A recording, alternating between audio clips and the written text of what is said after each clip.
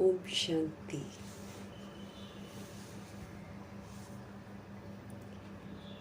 सच्चे बाबा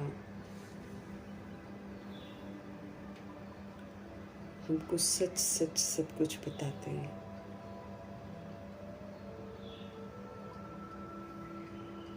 और समझ देते हैं कि अब हम सच्चाई पर चलें। उनकी नंबर 1 श्रीमत है कि हम अपने को आत्मा समझें और हम एक निराकार बाप को याद करें।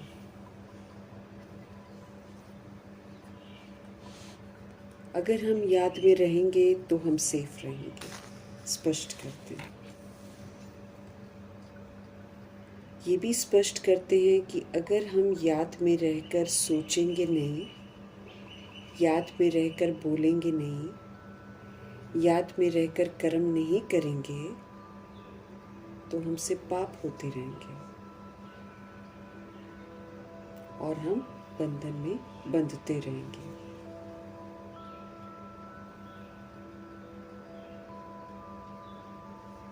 कारण भी हम ही है, निवारण भी हम ही है। ऐसी समझ देने वाले शिव पिता परमात्मा जी का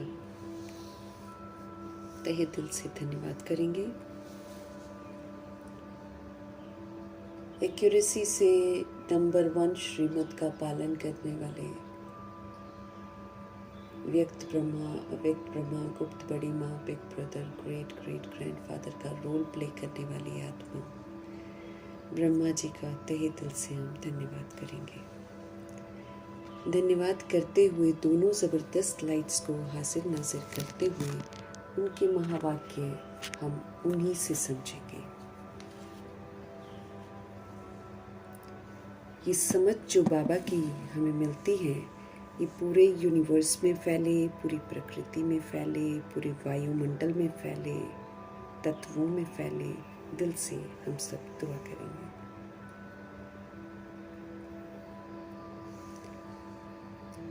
मीठे बाबा की मीठी श्रीमत यूनिवर्स में मौजूद सभी रूहों तक भी पहुँचे, ये भी दिल से दुआ करेंगे। उन रूहों तक पहुँचे जो वृत्त शरीरों में है। गृहस्थ की मोह माया से बाहर निकलकर उनका बुद्धि का योग परम पिता परमात्मा से लगे। दिल से हम सब दुआ करेंगे। मीठे परमात्मा की मीठी श्रीमत जो है वो उन रूहों तक पहुँचे जो हम आत्माओं के साथ नकारात्मकता से कनेक्टेड हैं। उन रूहों तक पहुँचे जो हमारे साथ लौकिक में कनेक्टेड हैं। सभी आत्माओं का बुद्धि का योग हम आत्माओं से अब हट जाए और सत्य परम पिता परमात्मा जी के साथ लग जाए। प्यारे शिव बाबा की मुरली की ताकत उन रूहों तक पहुँचे जो रोज़ शरीर छोड़ रहे हैं, अचानक छोड़ रहे हैं, समय से पहले छोड़ रहे हैं। तमाम रूहों तक जो आकारी शरीरों में हैं, उन तक मीठे बाबा की मीठी समझ पहुँचे। दिल से हम सब दुआ करेंगे। मीठे बाबा की समझ उन आत्माओं तक पहुँचे जो इस समय गर्भ जेल में प्रवेश कर गए हैं। उन आत्माओं तक पहुँचे जो हॉस्पिटलों में पीड़ित हैं, घरों में पीड़ित अवस्था में हैं, जो प्राकृतिक आपदाओं की शिकार हो गई हैं, जो दैहिक हिंसाओं की शिकार हो गई हैं। सब तक प्रभु जी की सशक्त महावाक्यों की जो ताकत है वो पहुँचे। सबका बुद्धि का योग परमात्मा के साथ लगे। उन रूहों तक प्रभु जी की समझ पहुँचे जो माया के प्रकोप के कारण अलबेली हो गई हैं या तंत्र मंत्र के कारण अलबेली हो गई हैं। सभी रूहें जागृत हों, प्रभु से जुड़े। दिल से दुआ करेंगे। उन रूहों तक प्रभु जी की समझ पहुँचे जो वाम मार्ग में चली गई हैं। उन रूहों तक प्रभु जी की समझ पहुँचे जो कुमार कुमारियों के शरीरों में है, छोटे शरीरों में है, जो वाम मार्ग में जाने की तैयारियां कर रही हैं। उन आत्माओं तक प्रभु जी की समझ पहुँचे। आत्माएं सशक्त बने, आत्माएं आत्मघात करने से बच जाएं, दिल से हम सब दुआ करेंगे। उन रूहों तक प्रभु जी की समझ पहुँचे जो अपनी संस्था बनाकर बैठे हैं, खुद तो गुमराह हैं ही, दूसरों को भी गुमराह कर रहे हैं। उन आत्माओं तक प्रभु जी की समझ पहुँचे जो भिन्न भिन्न सत्ताओं में बटी हुई हैं, भिन्न भिन्न वर्गों में, भिन्न भिन्न मठ पंथों में बटी हुई हैं, जाति के नाम पर, धर्म के नाम पर, देश के नाम पर, राज्य के नाम पर, रंग रूप के नाम पर बटी हुई हैं और अधिकार जमा रही है सारी चीज़ों पर। इन तमाम रूहों तक प्रभु जी की समझ पहुँचे। वैश्याओं तक, गणिकाओं तक प्रभु जी की समझ पहुँचे। कुब्जाओं तक प्रभु जी की समझ पहुँचे। किन्नरों तक प्रभु जी की समझ पहुँचे। अपाहिजों तक प्रभु जी की समझ पहुँचे। जो देह के धंधे करवाते हैं उन तक प्रभु जी की समझ पहुँचे। जो भूत प्रेत आत्मा बनकर रूहें भटक रही हैं उन तक प्रभु जी की समझ पहुँचे। यादव कौरव यवन का जो पाठ बजा रही हैं रूहें, उन तक प्रभु जी की समझ पहुँचे। तंत्र मंत्र रिद्धि सिद्धियाँ जो कर रही हैं उन तक प्रभु जी की समझ पहुँचे। भूत प्रेत आत्मा बनकर जो रूहें भटक रही हैं उन तक प्रभु जी की समझ पहुँचे। अंग तस्करियाँ जो कर रहे हैं, ह्यूमन फ्लैश, एनिमल फ्लैश जो खा रहे हैं, तमाम रूहों तक प्रभु जी की समझ पहुँचे। जो जानवर से बदतर अभी कर्म कर रही हैं उन तमाम रूहों तक प्रभु जी की समझ पहुँचे। उन आत्माओं तक प्रभु जी की समझ पहुँचे जो अंडरवर्ल्ड डॉन्स हैं, जो आतंकवादी बन गए हैं, जो फिल्म इंडस्ट्री की सोल्स हैं, सब गुमराह हैं, सब गंदे गीत बना रहे हैं। उनको नहीं मालूम है कि ये सब गलत है, इसका प्रभाव कितना लोगों पर पड़ता है। ये वाली जागृति उन आत्माओं में आए और वो आत्माएं जो हैं इस तरह के जो गीत हैं बनाने बंद करें, जो आत्माओं को उकसाते हैं और गलत काम करवाते हैं। समझ बाबा की सब तक पहुँचे, दिल से दुआ करेंगे। उन जगहों तक पहुँचे, उन रूहों तक पहुँचे जो जिन तक अभी समझ पहुँची नहीं है, और अगर पहुँचती है तो उनको जागृति नहीं आती है। ऐसी रूहों तक प्रभु जी की समझ पहुँचे। और हम आत्माएं अपने लिए भी दुआ करेंगे कि रोज़ की मुरली मेरा रोज़ का होमवर्क है। मैं आत्मा मीठे परमात्मा के एक एक बोल को आत्मिक स्थिति में स्थित होकर सुनो, क्योंकि मुझे आत्मा के लिए शिक्षा है। और आत्मिक स्थिति में स्थित होकर सारा दिन फिर इन शिक्षाओं को हम अमल में भी लाएं, ये हम दिल से दुआ करेंगे। मीठे परमात्मा को हाजिर नाजिर करते हुए, ब्रह्मा माँ को हाजिर नाजिर करते हुए, दोनों ज़बरदस्त लाइट्स के सामने हम उनकी मौजूदगी में उनके महावाक्य उनसे ही समझेंगे। मीठे मीठे बाबा बोले, मीठे बच्चे, सुख शांति का वरदान एक बाप से ही हमको मिलता है। सुख और शांति, इसका जो वरदान है ये हमको एक बाप से ही मिलता है, संगम युग में मिलता है। अब ये जो वरदान मिलता है इसको हमको फलीभूत करना है और अपना बनाना है।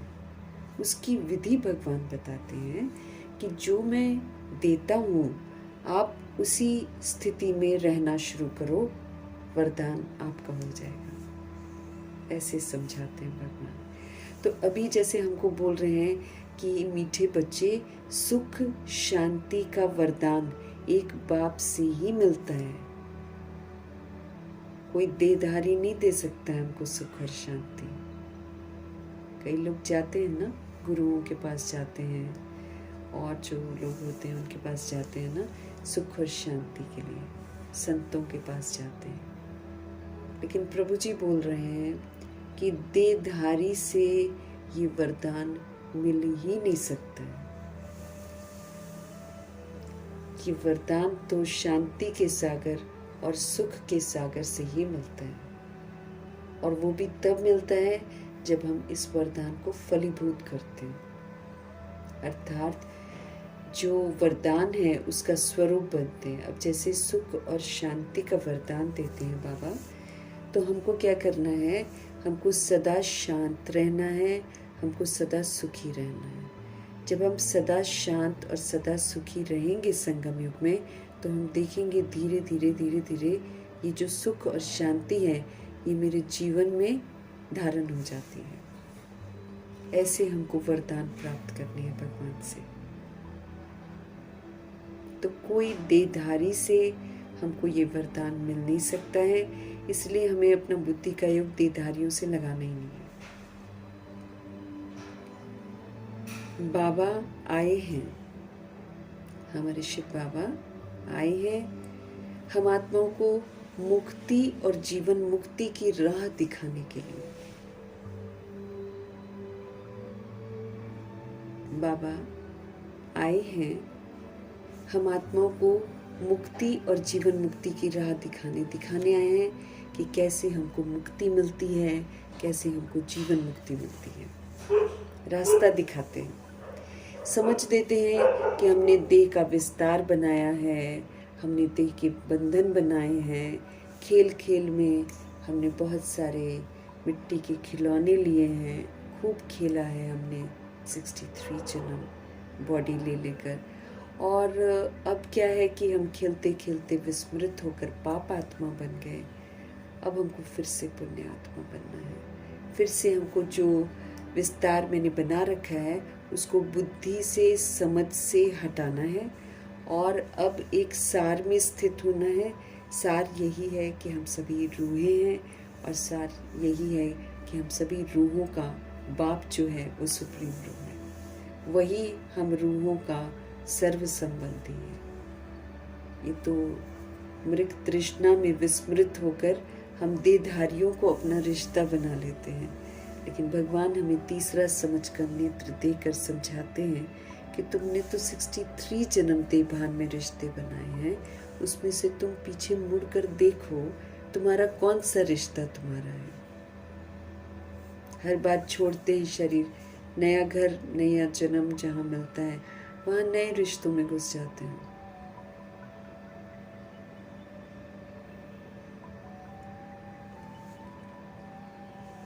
तो मुक्ति कैसे मिलेगी? अब मैंने बंधन बना लिए, अब समझ से सतोगुणी पाठ बजाकर आत्मा परमात्मा का बच्चा हूँ समझकर भगवान जी के साथ जितना हम सर्व संबंध बना लेंगे उतना हम दैहिक बंधनों से मुक्त हो जाएंगे।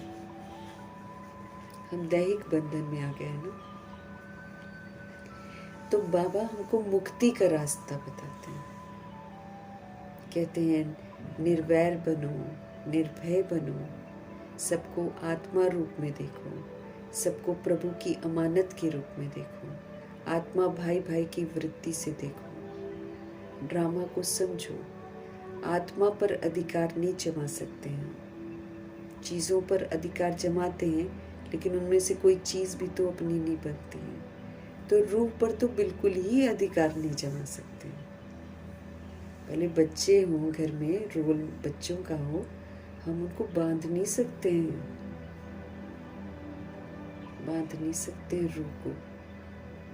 रूह अपने कार्मिक अकाउंट के तहत हमारे यहाँ आई है और वो अपने कार्मिक अकाउंट के तहत ही अपना पार्ट बजाएगी। हम बांध नहीं सकते किसी भी सोल को। तो समझ से मुझे सारी चीज़ों से मुक्त होना है। समझ से हमें सारे बंधनों से मुक्त होना है जो हमने बना रखे हैं। देखे भान का बंधन, देखे अभिमान का बंधन, कर्म इंद्रियों का बंधन, खाम खा के दैहिक रिश्तों का बंधन, बहुत बंधन हमने बना रखे हैं। अब समझ से देखना है कि ये बंधन जो है इसमें से मेरा कुछ भी नहीं है। स्वभाव संस्कार का बंधन, चाहनाओं का बंधन, अनासक्त, ये आसक्तियाँ इतनी हो गई हैं, इनका बंधन, ये चाहिए ये चाहिए।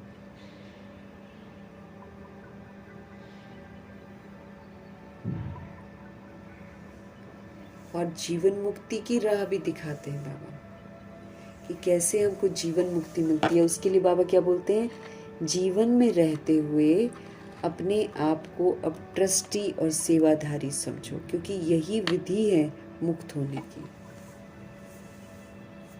ट्रस्टी समझो, अपने आप को सेवाधारी समझो, और जिनके भी संबंध संपर्क में या घर में जो भी सोल्स के संबंध में आते हो उनको प्रभु की अमानत समझो, तब हम अच्छा पाठ बजा पाएंगे। रिश्ता जब तक समझेंगे हम अच्छा पाठ नहीं बजा सकते हैं। रिश्ता जब तक समझेंगे तो हम अधिकार जमाने की कोशिश करेंगे, और अधिकार किसी पर हमारा हो नहीं सकता है।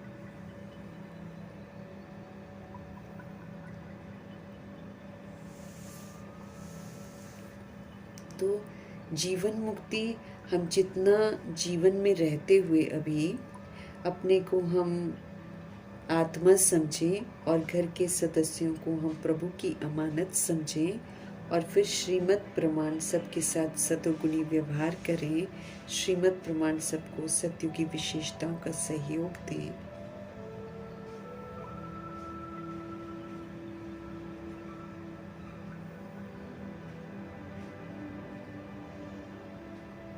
तो जीवन मुक्त अवस्था का अनुभव करेंगे। जीवन में रहते हुए जब हम सतोगुणी और सत्युगी व्यवहार करेंगे, गुणों को यूज़ करेंगे, विकारों को यूज़ नहीं करेंगे, 8 शक्तियों को यूज़ करेंगे, है ना। तो जब हम इस विधि से करेंगे ना, आत्माएं संतुष्ट होती जाएंगी जो मेरे बंधन में है। धीरे धीरे धीरे धीरे वो सहयोगी बन जाएंगे। हम उनके बंधनों से मुक्त हो जाएंगे, वो हमारे बंधनों से मुक्त हो जाएंगे। तो यहीं पर संगम युग में रहते हुए सारे बंधनों से मुक्त होकर मुक्ति का अनुभव करना है, और यहाँ पर सतोगुणी सत्युगी पाठ बजाकर जीवन मुक्ति का अनुभव करना है। ये वर्षा जो है ना, ये प्राप्त करना है हमको, मुक्ति, जीवन मुक्ति का यहीं पर रहकर हमको करना है। बहुत समय तक जब हमारे अंदर में जीवन मुक्ति के संस्कार होंगे, बहुत समय तक, तब हमको जीवन मुक्ति धाम में जाने का अवसर मिलेगा, क्योंकि वो तो जीवन मुक्ति धाम है, सचखंड।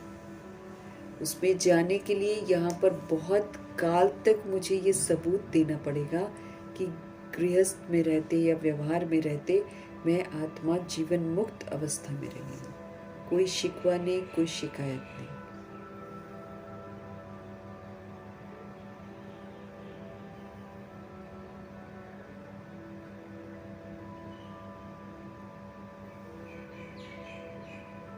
तो मीठे मीठे बाबा समझ दे रहे हैं कि मीठे बच्चे, ये जो सुख है, ये जो शांति है, इसका जो वरदान है वो सिर्फ बाप से ही मिलता है। कोई देधारी ये वरदान हमको दे नहीं सकता, उसके पास खुद ही नहीं है सुख और शांति।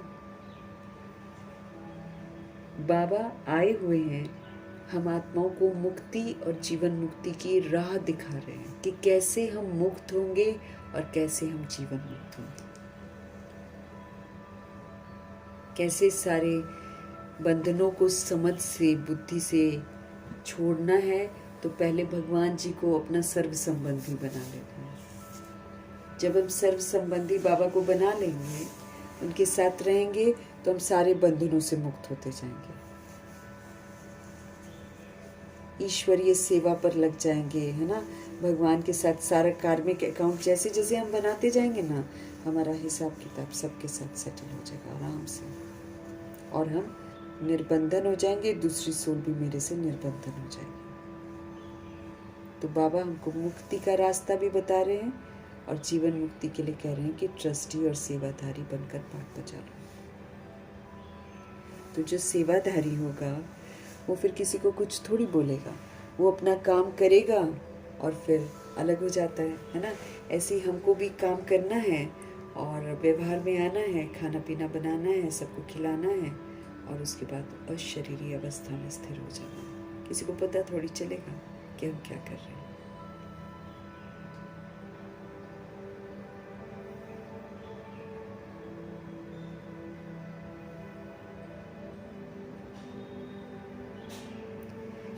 तो मुक्ति और जीवन मुक्ति की राह जैसे दिखा रहे हैं बाबा, वैसे मुझे मुक्ति और जीवन मुक्ति का अनुभव करके संस्कार बनाने हैं। प्रश्न है मीठे बाबा का, बाप के साथ जाने और सतयुग आदि में आने का पुरुषार्थ क्या है। अब हम सभी पुरुषार्थ कर रहे हैं ताकि हमको मानसिक सज़ा भी ना मिले और शारीरिक सज़ा भी ना मिले। मन अगर उलझनों में है कि क्या करें क्या नहीं करें, तो वो हमको बाबा कह रहे हैं वो मन की जो उलझन है वो हमको सज़ा मिल रही है। श्रीमत के विपरीत चलने की हमको सज़ा मिल रही है, और सज़ा मिलेगी तो हम पास विद ऑनर की लिस्ट में नहीं आएंगे, हम भगवान के साथ नहीं जा सकेंगे। कल समझाया ना बाबा ने। और परसों क्या समझाया था कि तुम मास्टर रचता बनो ना। वो तो बाबा ने बोला अब जैसे हम लोग हैं ना, तो हम लोगों ने रचना रची हुई है। हमने जो किया वही दूसरी सोल्स ने किया, तो हमने क्या करा, रचना रची हुई है। अब वो रचना हम देख रहे हैं सारी दुनिया को। बाबा कहते अभी तो ये और नए नए रंग ढंग अपने दिखाएगी, अत्याचार के, भ्रष्टाचार के, उल्टे काम के। लेकिन हमको किसी की तरफ आकर्षित नहीं होना है, कहीं मेरे मन में क्वेश्चन करेक्शन ना उठ जाए। मुझे अब बचपन की भूलें नहीं करनी है, मुझे अलबेलेपन की भूलें नहीं करनी, मुझे आलस्य की भूलें नहीं करनी है, मुझे बेपरवाही की भूलें नहीं करनी, क्योंकि ये भूलें करेंगे ना तो जो रचना है ना, तो वो तो और भी वैसी भूलें करेगी और उसको जायज समझेगी। हमें अपने पावरफुल शक्ति स्वरूप में स्थित होना है, पावरफुल बीइंग हूं मैं, शक्ति स्वरूप में स्थित होना है। मुझे शस्त्रधारी बनना है। ये जो ज्ञान और योग के शस्त्र दिए हैं ना भगवान ने, ये मेरे साथ सदा रहने चाहिए।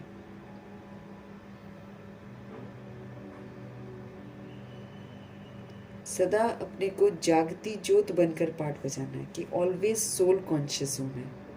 जागती ज्योत मीन्स वो जो हमेशा अपने को आत्मा समझे, आत्मा की स्मृति में रहे, परमात्मा की स्मृति में रहकर पाठ बजाए। तो सदा जागती ज्योत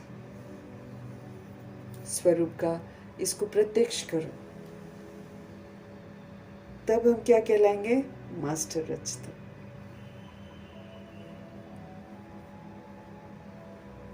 तब कहलाएंगे मास्टर रचता।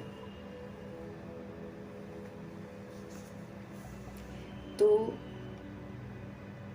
अब हमको करेक्ट करना है सारा कुछ।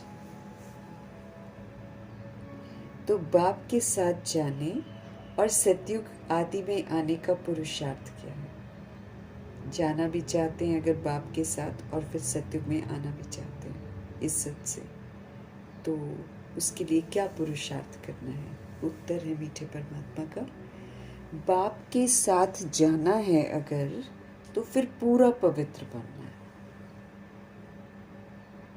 देह का भान खत्म, जहाँ देह का भान, देह का अभिमान खत्म, तो बाकी सारा तो खत्म ही खत्म।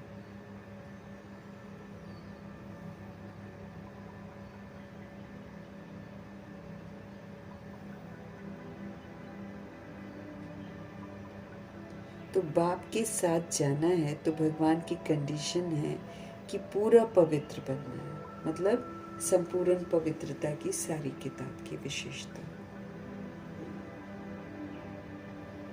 उसको बाबा पूरा पवित्र कहते हैं। और सतयुग की शुरुआत में अगर हम आना चाहते हैं, सचखंड में 111 में अगर हम आना चाहते हैं, तो भगवान जी कहते हैं कि फिर सभी के संग अपना बुद्धि का योग तोड़ दो। अब एक बाप की याद में रहो, क्योंकि जैसे अभी हम लोगों ने पढ़ा ना कि बाबा क्या बोल रहे हैं, अगर आप याद में रहकर सोचेंगे नहीं, अगर आप याद में रहकर बोलेंगे नहीं, अगर आप याद में रहकर कर्म नहीं करेंगे, तो पाप आपसे होते ही रहेंगे और आप बंधनों में बंधते ही रहेंगे। कितना खतरनाक सिस्टम है।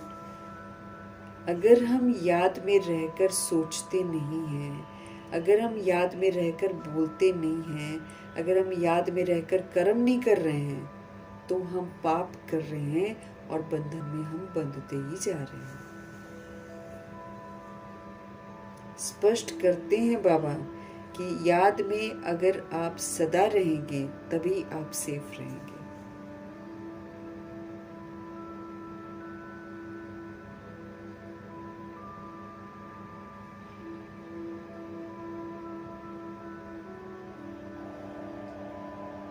तो बाप के साथ जाना है तो मेरे को पूरा पवित्र बनना है, और सत्युग की शुरुआत में आना है तो भगवान जी कह रहे हैं और सभी के संग अपना बुद्धि का योग तोड़ दो।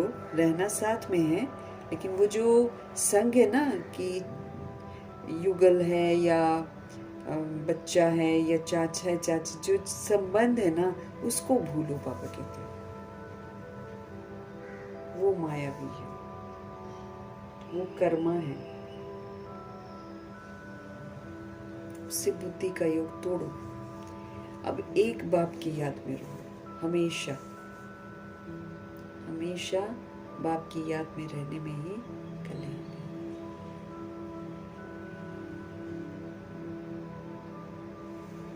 आत्म अभिमानी जरूर बनना है। मैं जब एक आज लिस्ट देख रही थी, लिखते हैं ना बाबा से जैसे मुरली पर, तो मैं सोच इतना कुछ बाबा ने हमको कहा हुआ है, और कहा है ना बाबा ने श्रीमत पर ही चलना है। श्रीमत पर नहीं चल रहे हैं तो सजाएं लिख रहे हैं। तो बाबा ने हम लोग को बोला था कम से कम 8 घंटा आत्म अभिमानी होकर रहो, फिर धीरे धीरे बाकी कभी हो जाएगा। तो सारा दिन आत्म अभिमानी होकर रहना मतलब इस शुद्ध अभिमान में रहना कि मैं निराकार आत्मा, निराकार परमात्मा की संतान, निराकार धाम की रहने वाली हूँ, सतोगुणी हूँ। फिर इस स्मृति से पाठ बजाना। तो सारा दिन फिर देखना है क्या मैं आत्मा आत्म अभिमानी होकर रही। पोता मेल देने के लिए बोला है बाबा ने। क्या हम भगवान से ईमानदार हैं? सारा दिन हम क्या करते हैं चेक करना है। ईमानदारी से बाबा को पोता मेल देना है। कितना हम श्रीमत पर चले। दे अभिमान में आकर कहीं मन वचन कर्म से किसी को दुख तो नहीं दिया। तो अगर मेरे को बाप के साथ जाना है तो पूरा पवित्र बनना है। सतयुग आदि में आने के लिए और सभी संग बुद्धि का योग तोड़कर एक शिव पिता परमात्मा की याद में रहना है।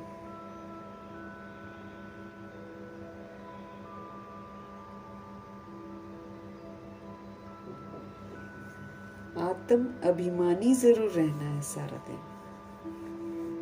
एक बाप की मत पर चलेंगे तो हम ऊंच मर्तबे का अधिकार पाएंगे। एक बाप की मत पर, एक बाप की मत पर चलेंगे तो ऊंच मर्तबे का अधिकार हम प्राप्त करेंगे। और किसी की मत पर नहीं चलना, ना अपनी मत पर भी नहीं चलना। ये जो हमारे मन की मत है ना, ये भी बड़ी भयंकर है। ये अपना ही दिमाग लगाते हैं। तो न मन मत न पर मत, ओनली श्रीमत।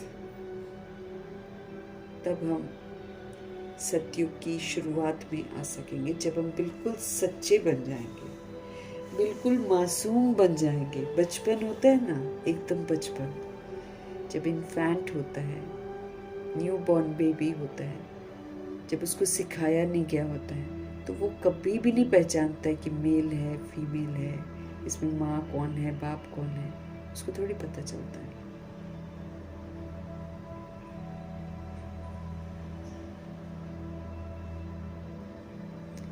तो बाप के साथ अगर मेरे को जाना है तो मुझे पूरा पवित्र बनना है।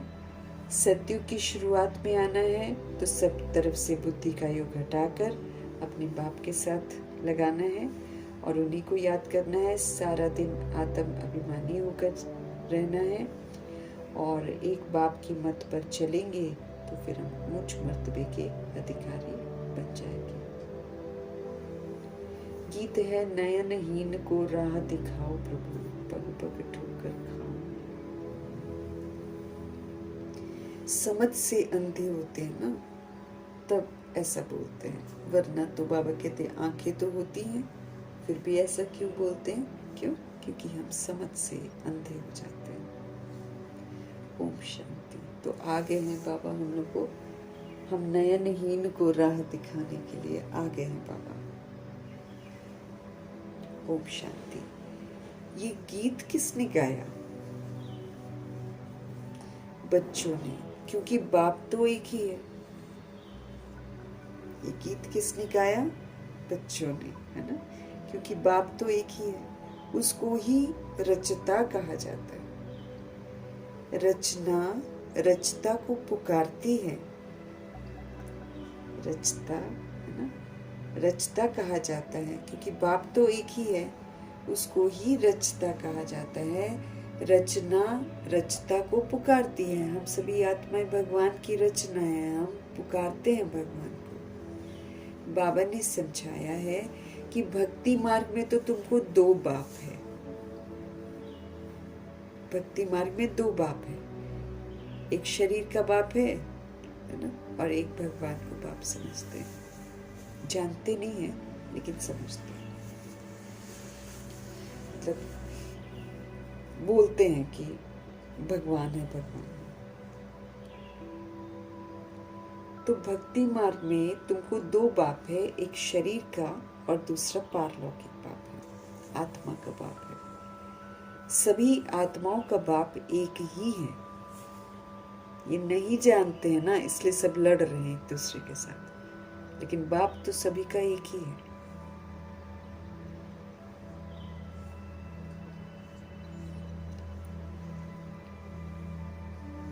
सभी आत्माओं का बाप एक ही है। एक बाप होने से सभी आत्माएं अपने को ब्रदर्स कहते हैं। अब हम सारे बिंदी बिंदी बिंदी, इसीलिए हम आत्मा भाई भाई। लेकिन जब सोल्स ऐसे बोलती हैं वी ऑल आर ब्रदर्स, तब नहीं समझते हैं। तो बाबा कह रहे हैं सभी आत्माओं का बाप एक ही है। एक बाप होने से हम सारी सोल्स क्या बन गए? ब्रदर्स, क्योंकि देखने में एक जैसे हैं, इसलिए बिंदी बिंदी बिंदी बिंदी सब। उस बाप को पुकारते हैं, ओ गॉड फादर, ओ परमपिता परमात्मा, हम पर रहम करो, हमको क्षमा करो। कहीं ना कहीं से रूह को अंदर महसूस होता है कि मैं पाप आत्मा हूँ, इसलिए इस तरह की पुकार करती है, ओ गॉड फादर, ओ परमपिता परमात्मा, हम आत्माओं पर रहम करो, हमको क्षमा करो। भक्तों का रक्षक एक भगवान ही है। भक्तों का रक्षक जो है ना, वो एक भगवान है बस। पहले पहले तो ये समझना चाहिए कि हमको दो बाप है। अब पारलौकिक बाप तो सभी का एक ही है, बाकी ये जो शरीर का बाप है ये तो अलग अलग है, सबका अलग अलग है। और हम हर जन्म में चेंज करते हैं। शरीर छोड़ दिया, अब दूसरा जन्म दूसरा बाप। तो अब पारलौकिक बाप तो सभी का एक है, बाकी हाँ शरीर का बाप ना, ये हर एक का अलग अलग है। बॉडी का फादर अलग है। अब लौकिक बाप बड़ा या पारलौकिक बाप बड़ा? पूछ रहे हैं। शरीर का बाप बड़ा है कि आत्मा का बाप बड़ा है?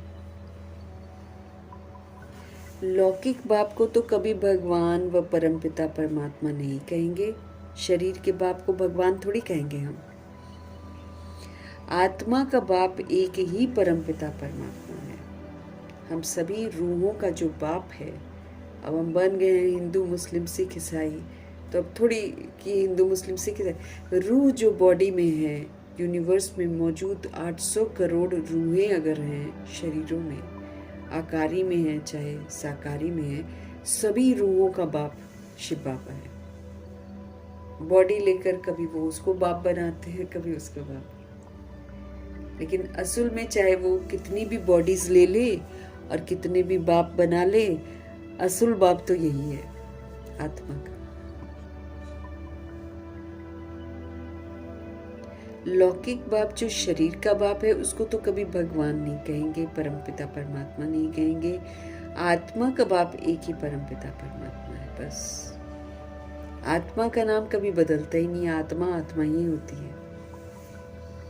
शरीर का नाम बदलता रहता है ना। अब एक बॉडी से निकली है, दूसरी बॉडी में जाएगी, अब उसके घर में जहां पैदा होगी वो नया नाम रख देंगे।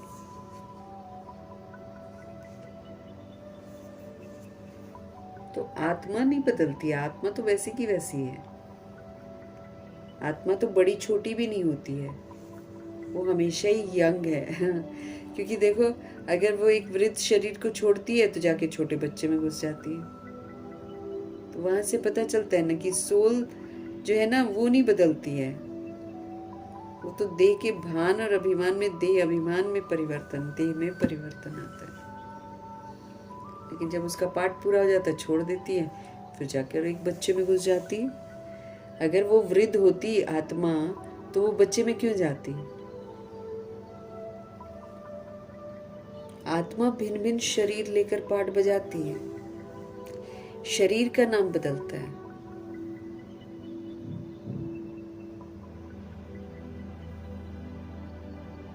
आत्मा भिन्न भिन्न शरीर लेकर पाठ बजाती है, अर्थात वो पुनर्जन्म लेती है। आखिर भी कितने जन्म मिलते हैं? सो तो बाप ही आकर समझाते हैं।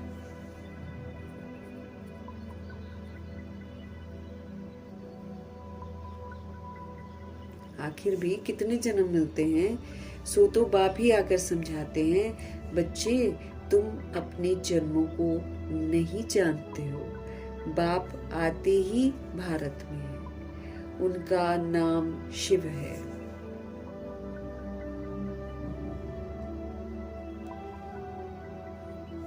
बाप आते ही भारत में है और उनका नाम शिव है। समझते भी हैं शिव परमात्मा है। शिव जयंती व शिवरात्रि भी मनाते हैं। शिव जयंती व शिवरात्रि भी मनाते हैं। वो निराकार हैं।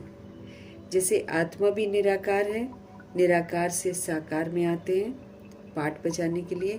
अब निराकार शिव तो शरीर बिगर पाठ बजा ना सके, लेकिन वो अपने लिए शरीर भी नहीं लेंगे, क्योंकि फिर हमारी तरह पाप आत्मा भी बन जाएंगे, पुनर्जन्म में आएंगे। कैसे सत्य बताएंगे, कैसे हमको सुधारेंगे? इसलिए भगवान जी अपने लिए तो शरीर नहीं लेते हैं, लेकिन आधार भी लेते हैं, क्योंकि हमको समझ में नहीं आएगा कुछ भी, इसलिए बाबा समझ दे रहे हैं। अब निराकार शिव तो शरीर बिगर पाठ बजा नहीं सके। मनुष्य इन बातों को कुछ भी नहीं समझते हैं, नयनहीन है सबके सब, समझ से सारे अंधे हैं। ये शरीर के दो नेत्र तो सभी को हैं, लेकिन ये जो तीसरा समझ का नेत्र है ना, ये सबका बंद हो गया है, जिसको दिव्य चक्षु कहते हैं। ये जो प्रकृति का नेत्र है, ये जो आत्मा का नेत्र है, इसको दिव्य चक्षु कहते हैं। आत्मा अपने बाप को ही भूल गई है, इसलिए क्या करते हैं? पुकारते हैं, नयनहीन को राह दिखाओ प्रभु। कहाँ की राह? शांति धाम की राह और सुख धाम की राह। सुख और शांति ही तो चाहते हैं लोग। सर्व का सदगति दाता सदगुरु एक ही है। हम सभी की दुर्गति हो गई है, अब सभी की सदगति करने वाला शिव बाबा ही है, वो वही सतगुरु है। तो सर्व का सदगति दाता सतगुरु एक ही है। मनुष्य का गुरु बन सदगति दे नहीं सकता है। लोग मनुष्य को गुरु बना लेते हैं, लेकिन मनुष्य का गुरु बनकर सदगति दे नहीं सकता है। न खुद सदगति पाते हैं, न औरों को देते हैं। न खुद सदगति पाते हैं न औरों को देते हैं। एक बाप ही सर्व का सदगति दाता है। एक बाप ही है सबका सदगति दाता। उस अल्फ बाप को ही याद करना है हमको। अब उस अल्फ बाप को ही याद करना है। बाप हमको समझाते हैं कोई भी मनुष्य मात्र मुक्ति, जीवन मुक्ति, शांति और सुख सदा काल के लिए दे नहीं सकते हैं। बाप स्पष्ट करते हैं ताकि हम इधर उधर से अपना दिमाग हटाएं। नहीं तो कोई देवी देवताओं को मान रहा है, कोई फिर पुरुषार्थ के स्वरूप हनुमान जी को और गणेश जी को मान रहा है, कोई क्राइस्ट को मान रहा है, कोई इब्राहिम को मान रहा है। सब बटे हुए हैं। इनमें से कोई भी सदगति और गति नहीं कर सकता है। तो इसीलिए सत्य बताना बहुत ज़रूरी है। बाबा भिन्न भिन्न विधियों से हमको बताते हैं ताकि हम ये बातें औरों से शेयर कर लें। तो शिव बाबा हमको समझाते हैं कि कोई भी मनुष्य मात्र मुक्ति, जीवन मुक्ति, शांति, सुख हमको सदा काल के लिए दे नहीं सकते हैं। सुख शांति का वरदान तो एक बाप ही दे सकते हैं। मनुष्य को सुख शांति नहीं दे सकता, वरदान नहीं दे सकता है। भारतवासी सतो प्रधान थे तो सतयुगी स्वर्गवासी थे। भारतवासी जो भारत को स्वर्ग बनाने में मददगार बनते हैं, तो भारतवासी सतो प्रधान जब थे तो वो सतयुग में रहते थे। आत्मा वहाँ पर पवित्र थी। भारत को स्वर्ग कहा जाता है, जबकि आत्माएं पवित्र और सतो प्रधान थी।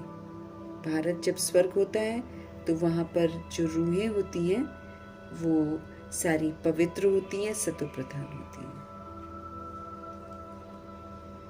तुम जानते हो बरोबर आज से 5000 वर्ष पहले भारत स्वर्ग सतो प्रधान था।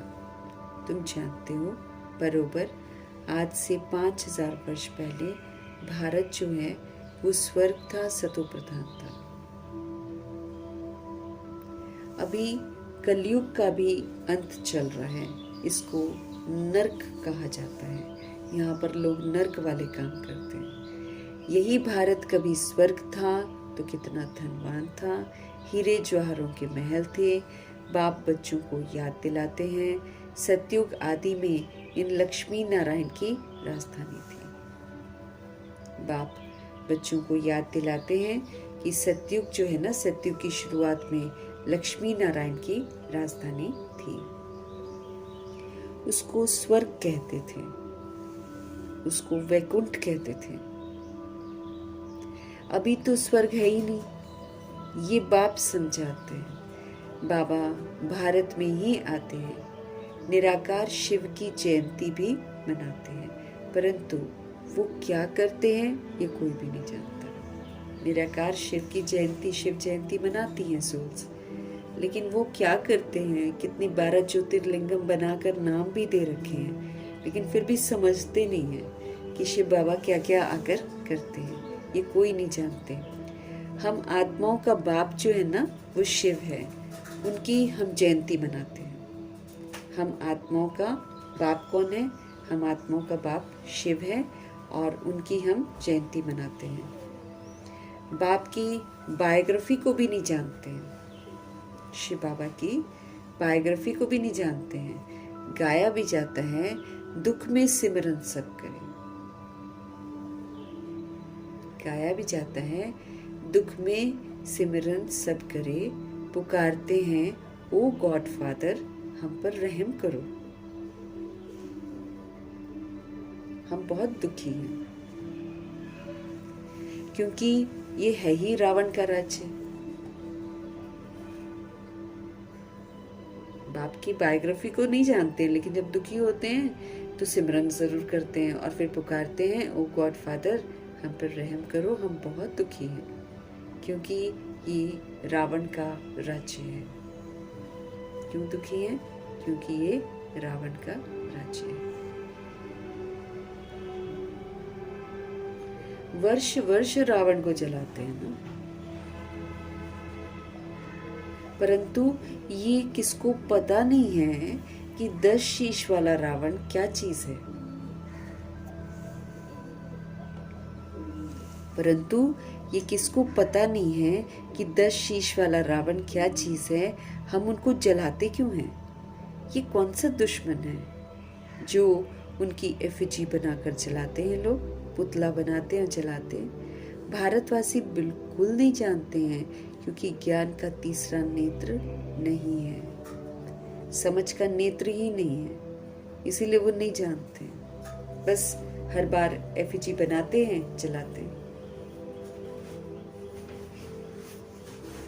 क्योंकि ज्ञान का तीसरा नेत्र ही नहीं है, तब तो राम राज्य मांगते हैं ना। 5 विकार स्त्री में और 5 विकार पुरुष में है, इसलिए इनको रावण संप्रदाय कहा जाता है। अभी जो सोल्स है, चाहे वो मेल बॉडी में है चाहे वो फीमेल बॉडी में है, सबको 5 विकार है, इसीलिए इसको क्या कहा जाता है, ये रावण की संप्रदाय चल रही है।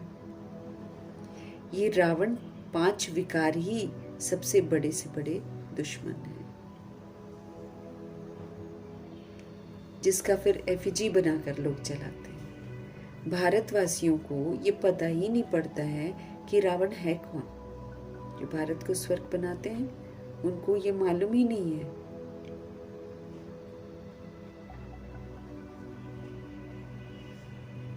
एफिजी क्यों बनाते हैं, क्यों जलाते हैं, कुछ नहीं मालूम है। अब कहते जिसको जलाते हैं वो जानते ही नहीं है, पता ही नहीं पड़ता है कि रावण है कौन।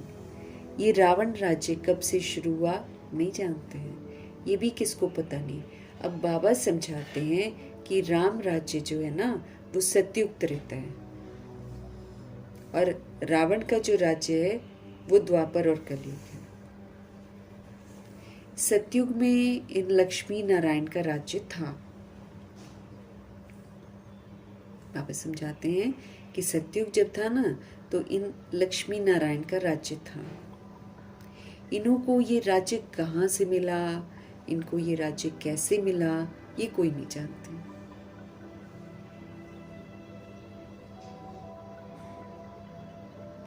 ये समझने की सारी बातें हैं, इसमें अटेंशन देना पड़ता है। मोस्ट बिलवेड बाप है, तब तो उनको भक्ति मार्ग में भी पुकारते हैं। वो है ही माशूक, वो है ही मोस्ट बिलवेड, इसलिए दुख में सब उनको ही पुकारते हैं। तो मोस्ट बिलवेड बाप है, तब तो उनको भक्ति मार्ग में भी पुकारते हैं। भारत में जब इन्हों का यानी कि लक्ष्मी नारायण जी का राज्य था तो दुख नहीं था, इसलिए वहां पर कोई सिमरन नहीं करता है। यहाँ तो किसी के पास पैसा होता है, अगर वो समझता है कि हमारे पास पैसा है तो दुखी तो वो भी है, तभी तो भगवान की पूजा करते हैं हम लोग, दान पुण्य करते हैं। बिलियनियर्स मिलियनियर्स ये लोग क्या करते हैं, पूजा तो करते ही हैं, डरते तो सबसे ज्यादा है ये लोग। तो भारत में जब लक्ष्मी नारायण जी का राज्य था तो दुख का नाम नहीं था, अभी ये दुख धाम हो गया है। कितने मठ पंथ निकल आते हैं।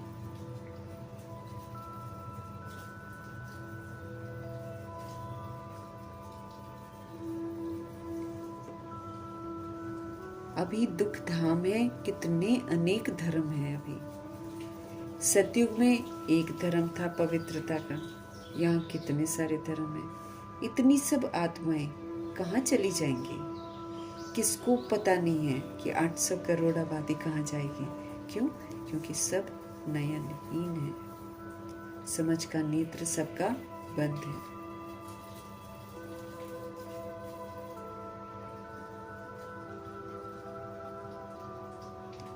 तो किसको पता नहीं है, क्योंकि नयनहीन है। शास्त्रों से ज्ञान का तीसरा नेत्र किसको नहीं मिलता है। शास्त्र पढ़ लो, जितना मर्जी पढ़ लो, लेकिन उससे समझ का नेत्र तो किसी को भी नहीं मिला है। कब से शास्त्र पढ़ती आई हैं आत्माएं, किसी को ज्ञान का तीसरा नेत्र मिला है?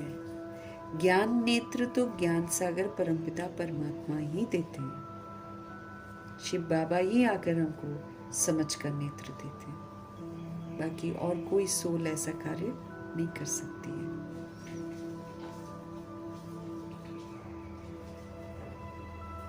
तो शास्त्रों से जो ज्ञान का तीसरा नेत्र तो किसी को नहीं मिलता है। ज्ञान नेत्र तो ज्ञान सागर परमपिता परमात्मा ही हम आत्मा को देते हैं। आत्मा को तीसरा नेत्र मिलता है। आत्मा जो है ना, ये भूल गई है कि हमने कितने जन्म लिए हैं। सतयुग में जो देवी देवताओं का राज्य था वो कहाँ गया, किसी को नहीं मालूम। गाते भी हैं, मनुष्य 84 जन्म लेते हैं, 84 का चक्र कहते हैं, परंतु कौन सी आत्मा 84 जन्म लेती है किसी को नहीं पता। जो पहले भारत में आते हैं,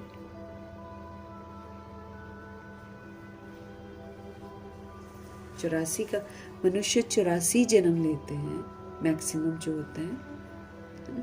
तो सतयुग में जो देवी देवताओं का राज्य था वो कहाँ गया। गाते भी हैं, मनुष्य 84 जन्म लेते हैं, 84 का चक्र कहते हैं, परंतु कौन सी आत्मा 84 जन्म लेती है। जो पहले भारत में आते हैं वो थे देवी देवता।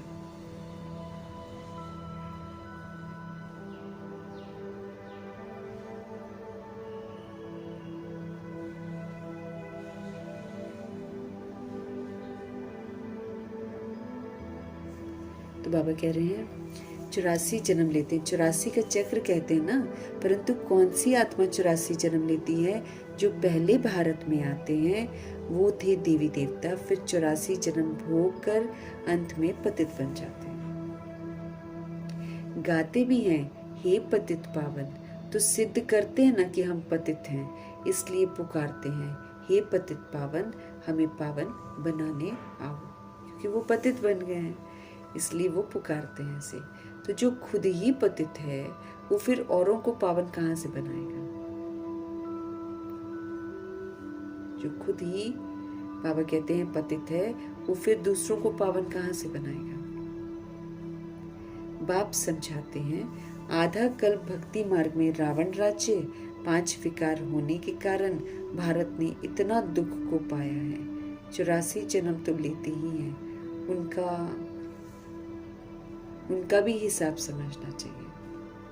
पहले पहले सतयुग में है सतो प्रधान, फिर त्रेता में है सतो, फिर द्वापर में है रजो, और फिर कलयुग में हो जाते हैं तमो प्रधान।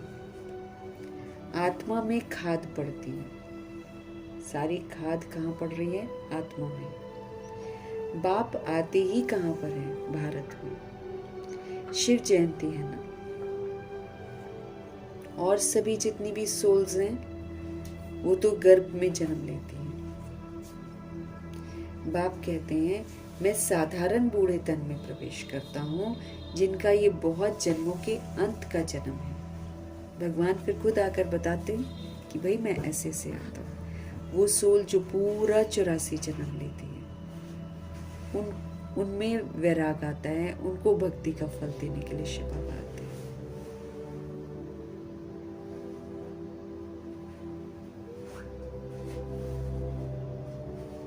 तो 84 जन्म का हिसाब बाबा कहते समझाना चाहिए।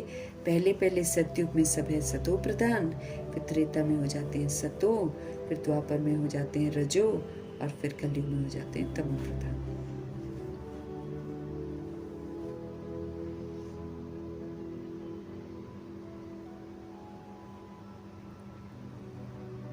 बाबा कहते हैं आत्मा में ही खाद पड़ती है। देह का भान आया, देह का अभिमान आया, काम क्रोध लोभ अहंकार आया, फिर उसके बाल बच्चे आ गए, ऐसे करके ये क्या पड़े, हमारे अंदर में खाद पड़ गई है, जिसने हमको विस्मृत कर दिया, हमको देह समझने को मजबूर कर दिया।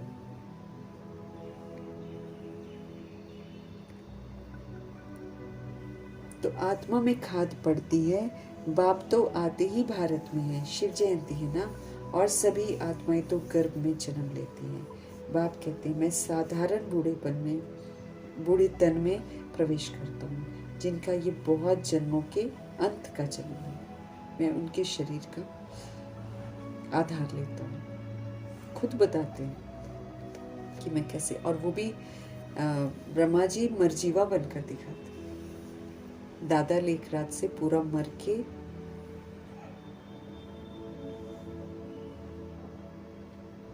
फिर जो है ना बाबा उनको यूज़ करते हैं कि मैं साधारण बूढ़े तन में प्रवेश करता हूँ जिनका ये बहुत जन्मों के अंत का जन्म है। ये समझाने कोई एक को नहीं दी जाती है। ये गीता पाठशाला है। मनुष्य को देवता बनाने के लिए ये राजयोग सिखाया जाता है।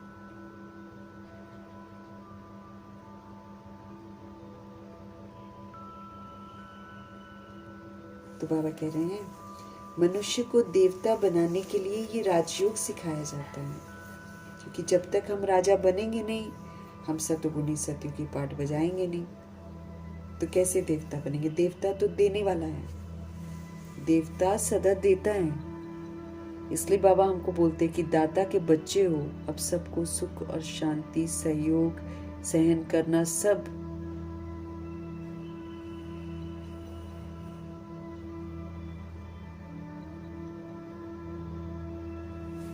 तो बाबा कह रहे हैं कि मैं साधारण बूढ़े तन में प्रवेश करता हूँ जिनका ये बहुत जन्मों के अंत का जन्म है। ये समझाने कोई एक को नहीं दी जाती है। ये तो गीता पाठशाला है ना। मनुष्य को देवता बनाने के लिए ही तो राजयोग सिखाया जाता है। तुम यहाँ आए हो स्वर्ग की बादशाही लेने।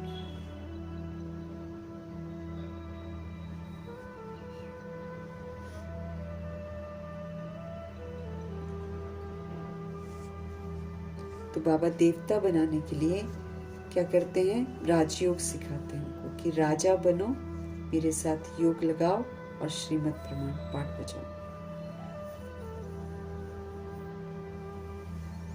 तुम यहाँ आए हो स्वर्ग की बादशाही प्राप्त करने के लिए। याद रखना है हमको, जो कि बाबा ही दे सकते हैं। गीता पढ़ने से कोई राजा बनते नहीं हैं और ही रंक बनते जाते हैं, क्योंकि विकार में भी जाएंगे, क्रोध भी आता है उनको बहुत ज्यादा।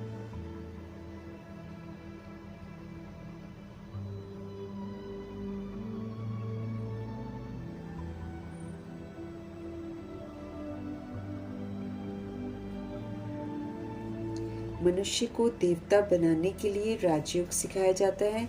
तुम यहाँ आए हो स्वर्ग की बादशाही प्राप्त करने, जो बाप ही दे सकते हैं। गीता पढ़ने से कोई राजा बनते नहीं हैं।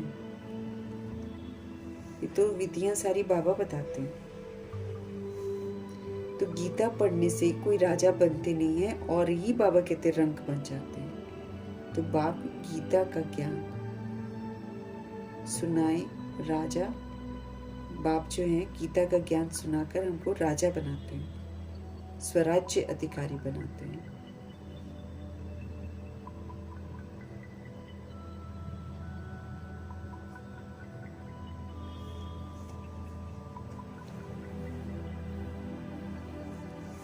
बाप गीता का ज्ञान सुनाकर फिर राजा बनाते हैं। भगवान जो गीता सुनाते हैं, ये मुरली, इससे धनवान बनते हैं। और वो तो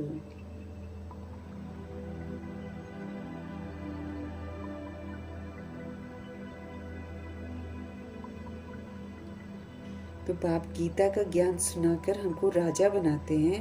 औरों द्वारा गीता सुनने से रंक बनते हैं। अब जब मनुष्यों से सुनते हैं तो सारे के सारे रंक बन गए, धनवान नहीं, सारे वर्थ नॉट अ पेनी बन गए।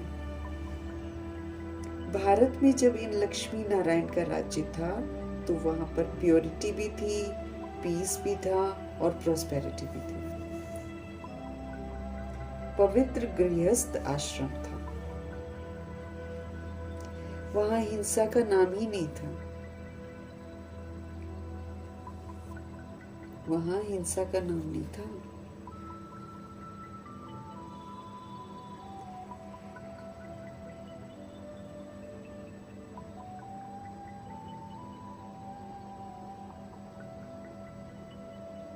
वहां हिंसा का नाम नहीं था। फिर द्वापर से लेकर हिंसा शुरू हो जाती है।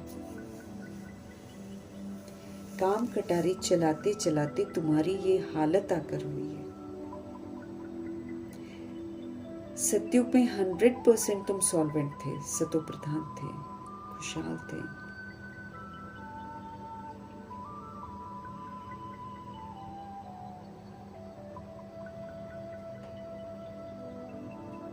तो बाबा कह रहे हैं प्योरिटी, पीस, प्रॉस्पेरिटी थी लक्ष्मी नारायण जी के राज्य में। गृहस्थ आश्रम था, वहाँ पर पवित्र गृहस्थ आश्रम था, हिंसा कोई भी नहीं होती थी। फिर द्वापर से लेकर हिंसा शुरू हुई है। काम कटारी चलाते चलाते बाबा कहते तुम्हारी देखो क्या हालत हो गई है। सतयुग में 100% तुम सॉल्वेंट थे, सतो प्रधान थे, और ये राज जो है कोई भी मनुष्य अथवा साधु संत आदि नहीं जानते।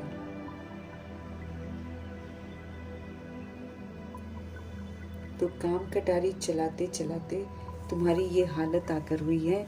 सतयुग में 100% सॉल्वेंट थे, सतो प्रधान थे, ये राज कोई भी जानते,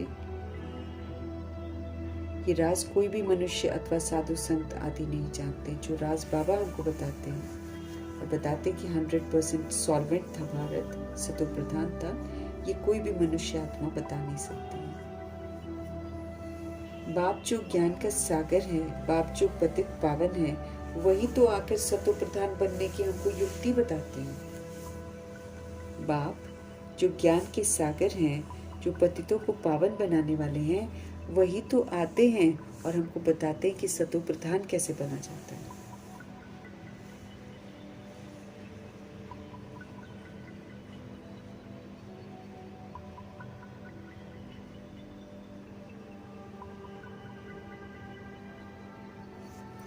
तो बाबा कहते हैं बाप जो ज्ञान का सागर पतित पावन है, वही आकर सतो प्रधान बनने की हमको युक्ति बताते हैं कि ऐसे ऐसे सतो प्रधान बनो। रावण की मत पर मनुष्यों का देखो क्या हाल हो गया है। राजे लोग भी, वो जो पवित्र राजाएं होकर गए हैं ना, उन्हों के चरणों में जाकर पढ़ते हैं और महिमा गाते हैं। क्या महिमा गाते हैं? आप सर्वगुण संपन्न, हम नीच, हम पापी, हमारे में कोई गुण नहीं।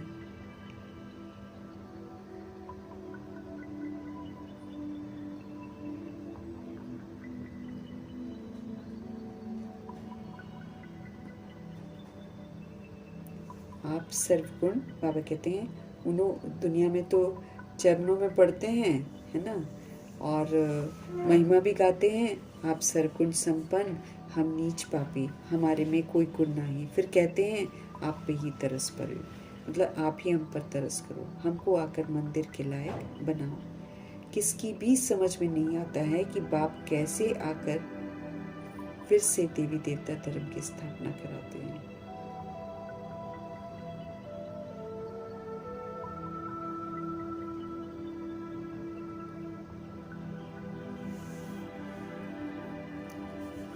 अब तुम समझते हो, हम सो देवी देवता धर्म के थे, फिर हम सो क्षत्रिय बने, फिर वैश्य बने, फिर शूद्र बने, इतने जन्म लिए, अब 84 जन्म पूरे हुए हैं। फिर दुनिया का चक्र फिर से फिरेगा, इसलिए फिर तुमको पावन यहाँ पर बनना है। पतित तो सुख धाम और शांति धाम दोनों में नहीं जा सकते हैं। बाप समझाते हैं, तुम जो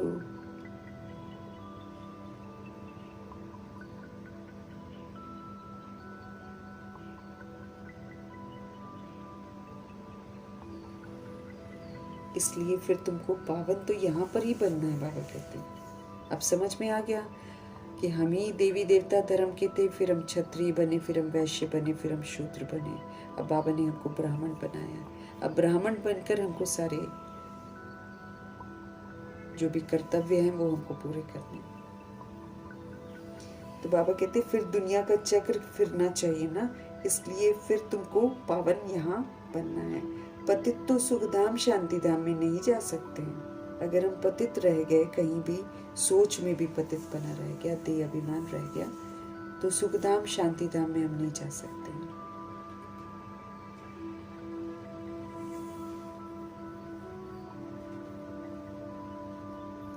तो बाबा समझ दे रहे हैं, पतित तो सुखधाम शांति धाम में जा ही नहीं सकते हैं। बाप समझाते हैं कि तुम जो सतो प्रधान थे वो तमो प्रधान बने हो। गोल्डन एज से फिर आयरन एज में आ पाए हो, फिर गोल्डन एजेड बनना है।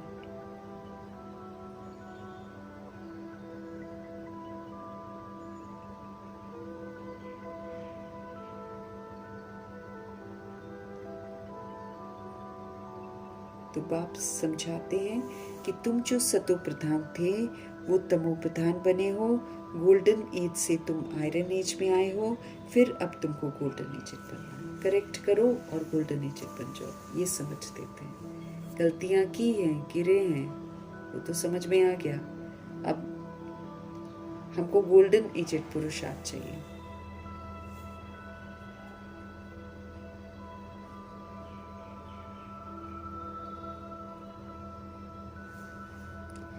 तो गोल्डन एज से फिर आयरन एज में आए हो, अब फिर से तुमको गोल्डन एजेड बनना है, तब मुक्ति धाम और सुख धाम में जा सकेंगे। जब हम गोल्डन एजेड बनने का यहाँ पर सबूत देंगे, जब हम सतोगुनी सतयुगी पाठ बजाएंगे, तब हम गोल्डन एजेड दुनिया में जाएंगे।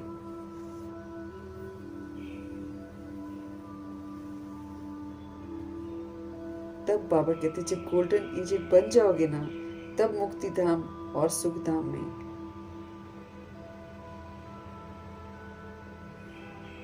स्पष्ट करते रहते हैं बाबा कि बाद में हम सोचे ना कि ऐसा क्यों। स्पष्ट कर रहे हैं गोल्डन एजेड बनेंगे तो मुक्ति धाम सुख धाम में हम जा सकेंगे इज्जत से। भारत सुख धाम था, अब ये दुख धाम है। गीत में भी सुना है, हम नयनहीन को राह दिखाओ प्रभु।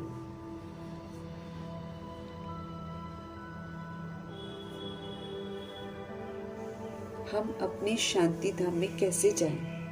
वो लोग तो कह देते हैं परमात्मा सब जगह है, कण कण में है, पालना अवतार, फलाना अवतार है, ऐसे बोलते थे। परशुराम को भी अवतार बना दिया, गले काटता था सबके। परशुराम को भी अवतार बना दिया है। अब बाप परशुराम बन किसको मारते होंगे क्या? बाबा पूछ रहे हैं कि अगर उनको भी भगवान कह दिया है, तो भगवान पूछ रहे हैं कि मैं परशुराम अवतार बनकर ऐसी हिंसा करूंगा क्या?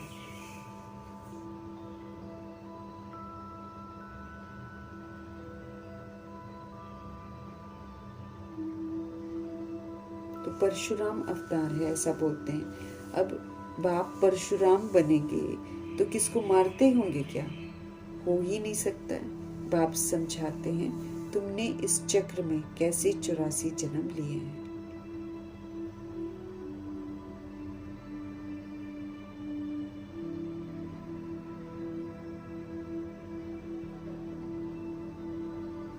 तो बाप समझाते हैं कि तुमने इस चक्र में कैसे 84 जन्म लिए हैं। अब मुझ अल्फ को याद करो। अब कहते ले तो लिए तुमने, अब तुम मुझे याद करो।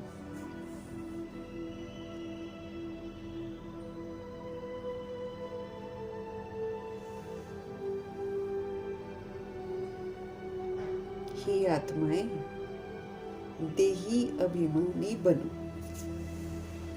हे आत्माएं, अब अपने को आत्मा समझो, आत्माओं को देखो, आत्मिक पाठ बजाओ।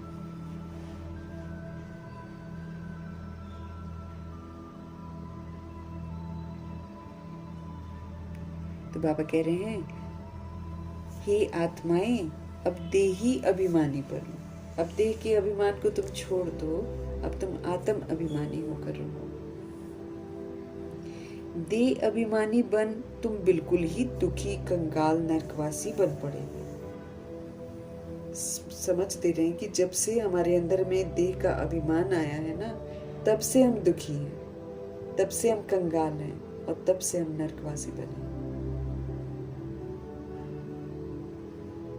अगर स्वर्गवासी बनना है, बाबा कहते हैं अगर आपने स्वर्गवासी बनना है ना, तो आत्म अभिमानी जरूर बनो।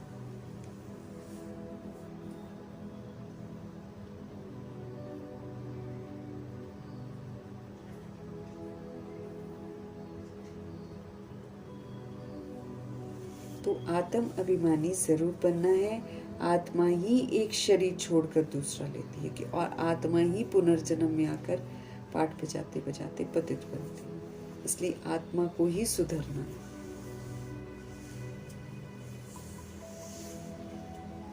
आत्मा ही एक शरीर छोड़कर दूसरा लेती है। अब 84 जन्म पूरे हुए हैं, फिर सतयुग आदि में जाना है। अब मुझे तुम याद करो और संग बुद्धि का योग तुम तोड़ दो।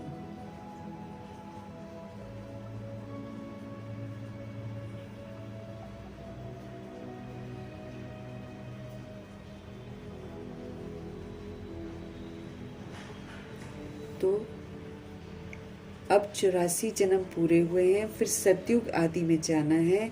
अब तुम मुझे याद करो और सभी संग अपना बुद्धि का योग तुम तोड़ दो। रहो भल गृहस्थ व्यवहार में, लेकिन अपने को आत्मा जरूर निश्चय करो।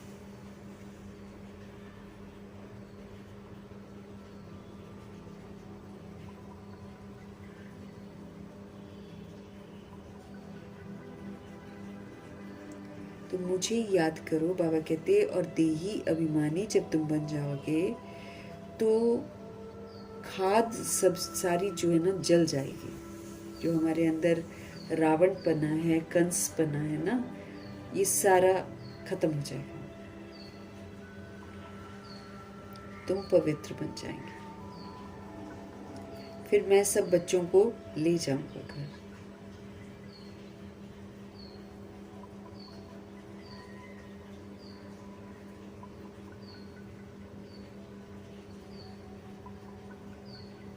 तो मुझे याद करो। तो बाबा कहते, एक तुम अपने को आत्म अभिमानी समझो और दूसरा तुम मुझे याद करो, तो खाद तुम्हारी सारी निकल जाएगी, तुम पवित्र बन जाएंगे। फिर मैं सब बच्चों को ले जाऊंगा, चलने की तैयारी करनी है। अगर मेरी मत पर नहीं चलेंगे तो इतना ऊंच मर्तबा भी नहीं पा सकेंगे।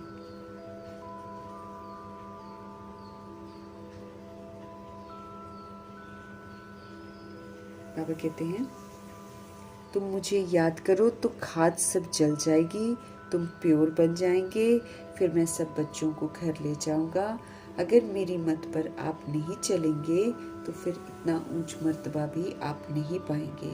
इन लक्ष्मी नारायण का ऊंच मर्तबा है। जब इन्हों का राज्य था तो और कोई धर्म था ही नहीं, और द्वापर से फिर और धर्म आते हैं। सतयुग में मनुष्य भी थोड़े होते हैं। अब तो बहुत धर्म होने के कारण कितने दुखी हो गए हैं सब।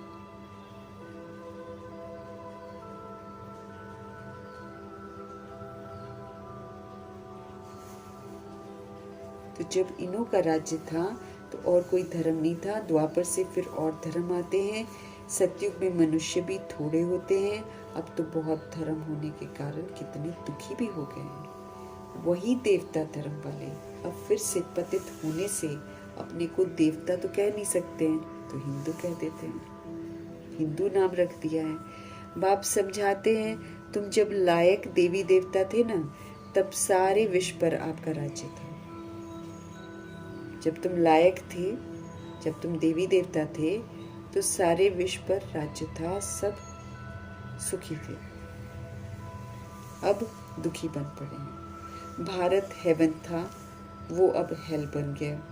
फिर हेल को हेवन बाप पे कर तो कोई बना ही नहीं सकता ना, बाबा ही बना सकते हैं। देवताओं को संपूर्ण निर्विकारी कहा जाता है। तो ये टाइटल है जो कमाना है, और वो हम तब कमा सकेंगे जब हम बहुत समय तक विकारों को यूज नहीं करेंगे। तब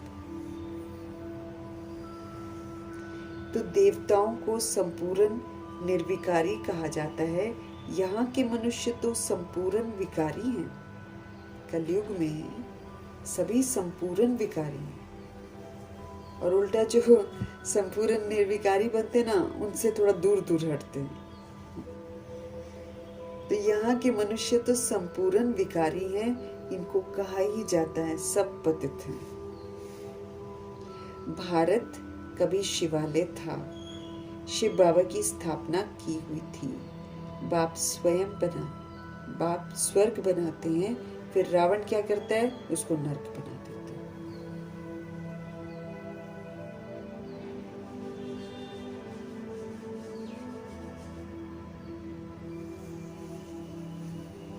है। यहाँ के मनुष्य तो संपूर्ण विकारी हैं। इनको कहा जाता है पतित।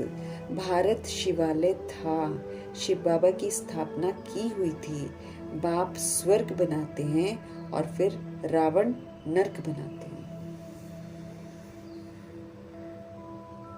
रावण श्राप देते हैं। बाप 21 जन्म के लिए हमको वर्षा देते हैं। बाप 21 जन्म के लिए वर्षा देते हैं। अब तुम हर एक बाप को ही याद करो। अब तुम हर एक क्या करो? बाप को ही याद करो। कोई भी देहधारी को याद मत करो। देहधारी को भगवान नहीं कहा जाता है, इसलिए उसको याद मत करो। गुरु बनाते हैं ना, फिर गुरु को याद करते हैं। भगवान मना करते हैं, देहधारी को याद मत करो। भगवान, देहधारी को भगवान नहीं कहा जाता है। आजकल लोग बोल देते हैं, लेकिन भगवान समझा रहे हैं कि किसी भी देहधारी को भगवान थोड़ी कहा जाता है। भगवान तो एक ही है। भगवान वो तो एक ही है। बाप तो बेहद का वर्षा देते हैं। बाप तो बेहद का वर्षा देते हैं। फिर रावण क्या कर देता है? श्रापित बना देता है।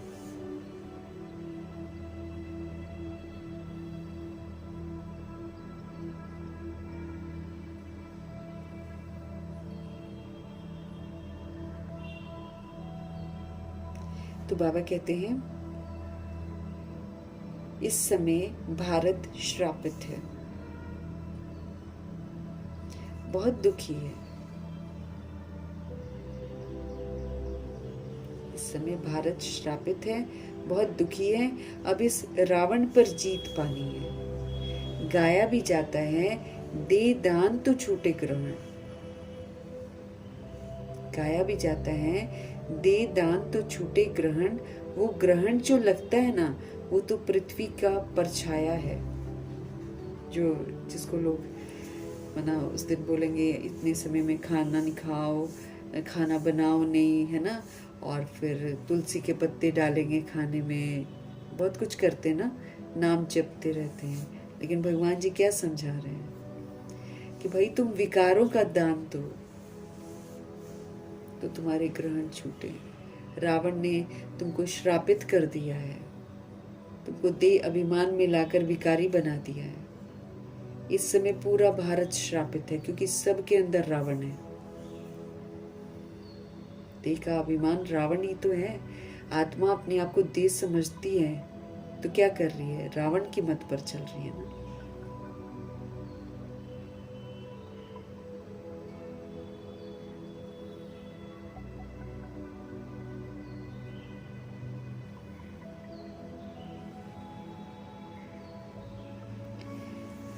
गाया भी जाता है, दे दान तो छूटे ग्रहण।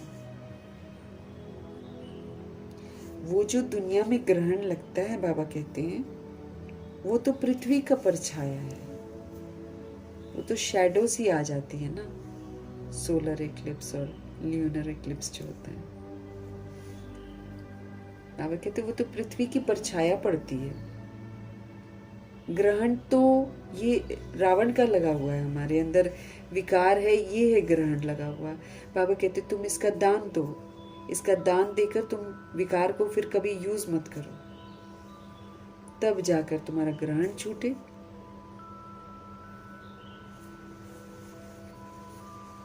अब बाप कहते हैं तुम्हारे ऊपर 5 विकारों रूपी रावण का ग्रहण है। जब तक हम इसको ठीक नहीं करेंगे तो ग्रहण कहां से ठीक होगा? अब बाप कहते हैं तुम्हारे ऊपर 5 विकारों रूपी रावण का ग्रहण है। ये 5 विकार दान में दे दो। पहला तो दान दो कि हम कभी विकार में नहीं जाएंगे, है ना।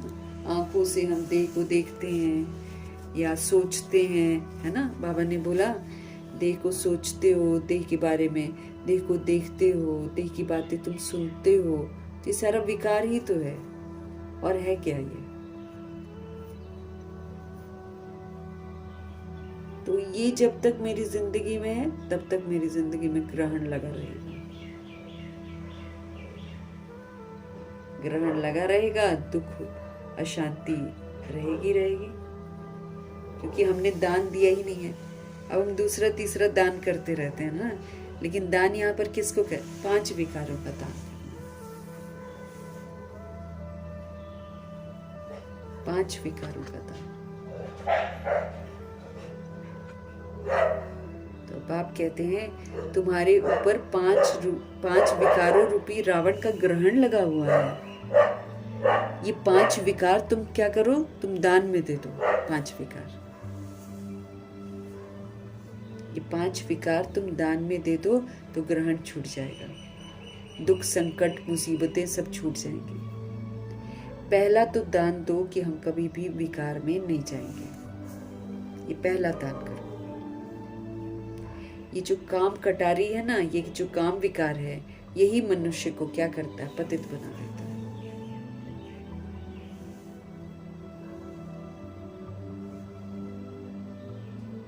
ये काम कटारी जो है, यही मनुष्य को पतित बनाती है। इससे मनुष्य क्या करते, पतित बन जाते हैं। तो इसलिए इसका दान देने की समझ दे रहे हैं बाबा कि एक बार बाबा को दे दो, फिर इसको कभी यूज मत करो।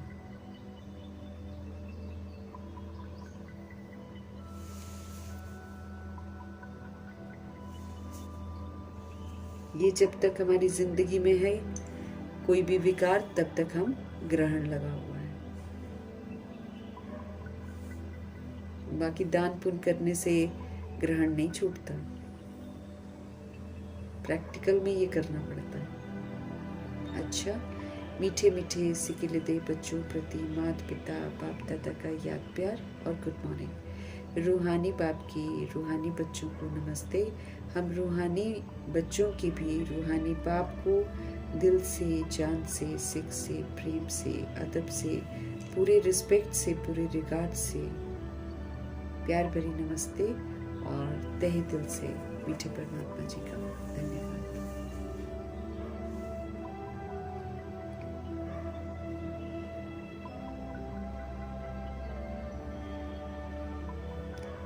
धारणा के लिए मुख्य सर, बाप जो नॉलेज देते हैं उसे पूरा अटेंशन देकर पढ़ना है। बाप जो हम आत्माओं को नॉलेज देते हैं ना, उसे पूरा अटेंशन देकर पढ़ना है। ज्ञान के तीसरे नेत्र से अपने 84 जन्मों को जान अब अंतिम जन्म में पावन बनना है।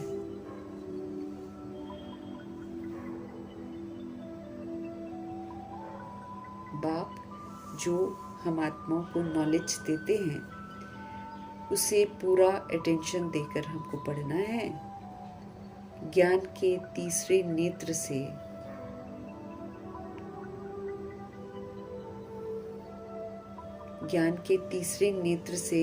अपने 84 जन्मों को जान अब अंतिम जन्म में हमको पावन बनना है।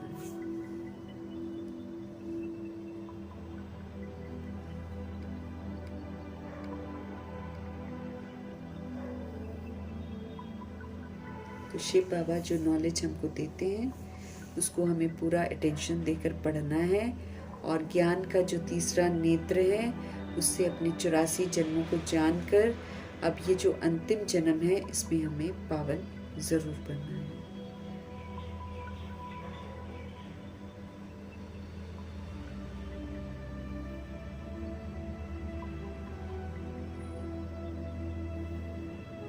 तो बाप जो नॉलेज देते हैं उसे पूरा अटेंशन देकर पढ़ना है। ज्ञान के तीसरे नेत्र से अपने 84 जन्मों को जानकर अब अंतिम जन्म में हमको पावन बनना है। दूसरा,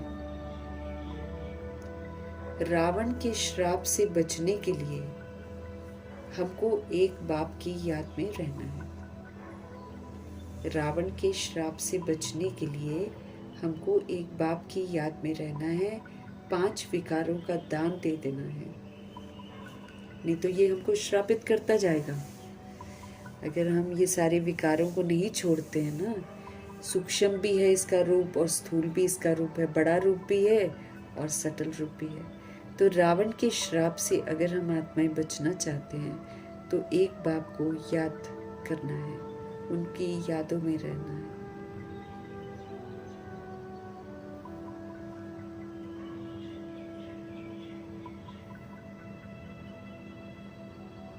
तो रावण के श्राप से बचने के लिए एक बाप की याद में हमको रहना है और 5 विकारों का दान हमेशा के लिए दे देना है और एक बाप की मत पर फिर चलना है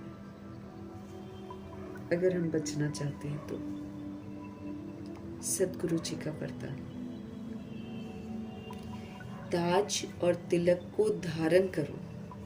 ताज मिलता है, जैसे बाबा मुरली में जो जो करने को कह रहे हैं वो मेरा ताज ही तो है। और जो स्मृतियां बाबा दिलाते हैं वो सारी स्मृतियों का तिलक है। तो ताज और तिलक को धारण करो बाबा कहते हैं, खाली बोलो नहीं, इसको धारण भी करो, अपने जीवन का हिस्सा भी बनाओ। तो ताज और तिलक को धारण कर बाप दादा के मददगार बनने वाले दिल तख्त नशीन भव। ताज और तिलक को धारण कर बाप दादा के मददगार बनो और फिर दिल तख्त नशीन बनो। जब हम मददगार बनेंगे तो भगवान का दिल तख्त मिलता है। तो ताज संपूर्ण पवित्रता का, स्व परिवर्तन का ताज है और तिलक तो बहुत सारी स्मृतियां हैं स्वमान की। तो इसको जैसे जैसे मिलता जाता है हमको ताज और तिलक, वैसे वैसे हमको धारण भी करना है।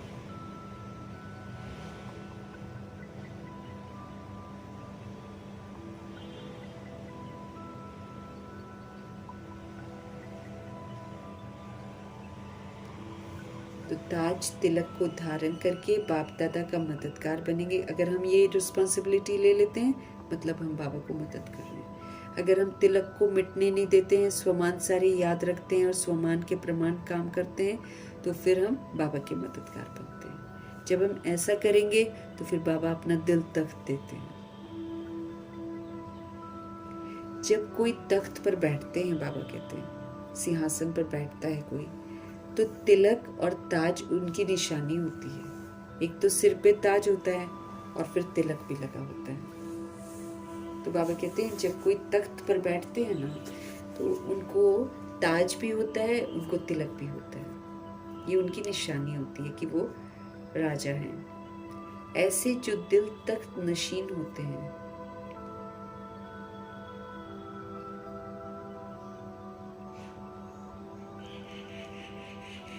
तो जब कोई तख्त पर बैठते हैं तो तिलक और ताज उनकी निशानी होती है।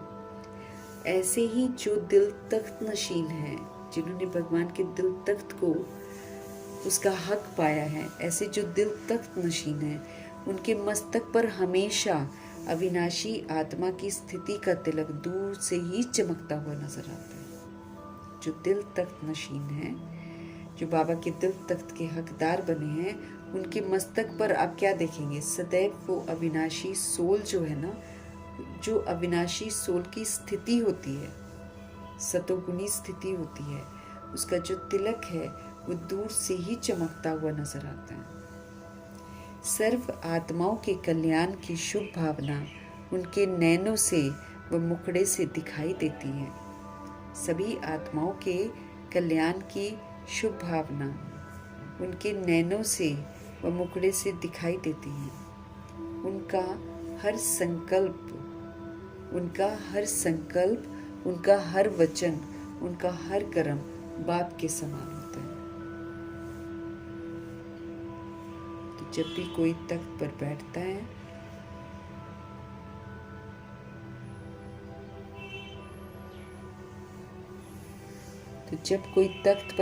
है तो तिलक और ताज उनकी निशानी होती है।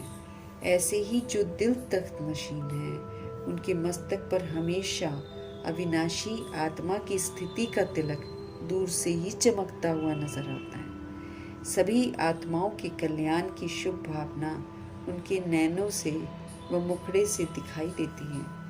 उनका हर संकल्प, उनका हर वचन और कर्म बाप के समान होता है।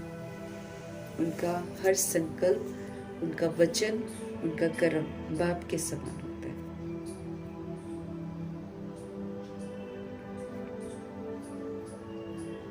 तो जब भी कोई तख्त पर बैठते हैं, बाबा कहते हैं तिलक भी स्मृतियों का तिलक और जिम्मेवारियों का, जवाबदारियों का ताज तो होता ही है।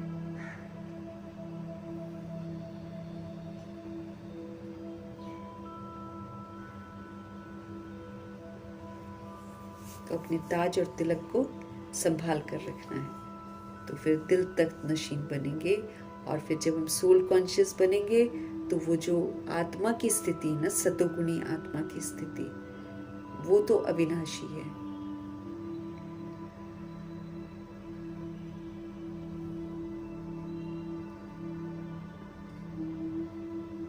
तो हर संकल्प, हर वचन और कर्म बाप के समान होगा, जो ताज और तिलक का और जो दिल तक नशीन होते हैं, जो आत्मिक स्थिति में होते हैं।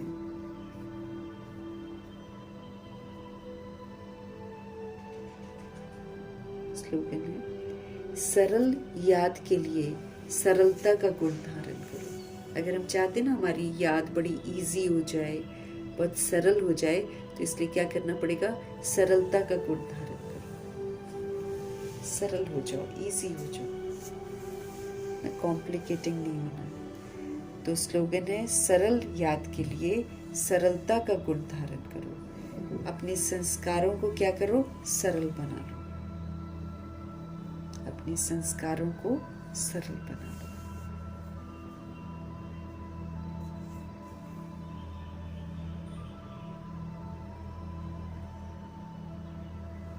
इजी याद अगर हम चाहते हैं तो बाबा कहते सरल हो जाओ, एडजस्ट करो, है ना? पहले की तरह दे अभिमान में मत रहो, तो संस्कार भी हमारे फिर बड़े सरल हो जाएंगे, ईश्वरीय हो जाएंगे।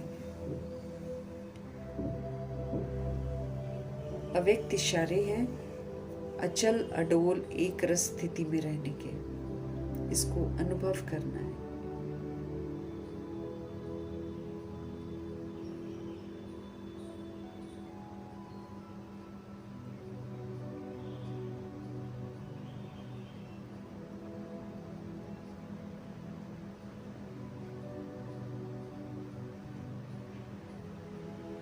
तो अव्यक्त इशारे अचल रहना है, हलचल भी होगी, परिस्थितियां भी आएंगी, विघ्न भी आएंगे, सब कुछ होगा, लेकिन भगवान हमको रोज समझ दे रहे हैं कि हमको उसको पार करना है, पास करना है। कैसे?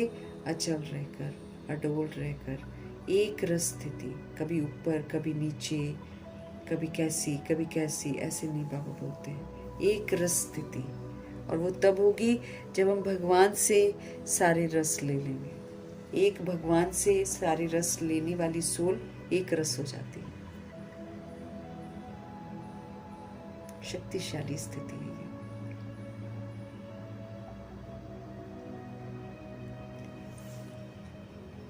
जिसको ड्रामा के ज्ञान की शक्ति प्रैक्टिकल जीवन में धारण है, जिसको ड्रामा के ज्ञान की जो शक्ति है ना, ताकत है, प्रैक्टिकल जीवन में धारण है, वो कभी भी हलचल में नहीं आ सकते।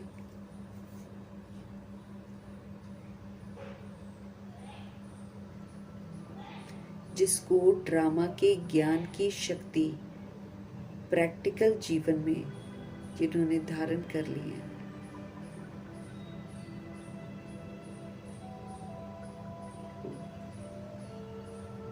तो बाबा कह रहे हैं जिसको ड्रामा के ज्ञान भी शक्ति है, ताकत है, हमको हर बात की समझ मिलती है, फिर हम अच्छे से पाठ बजा सकते हैं।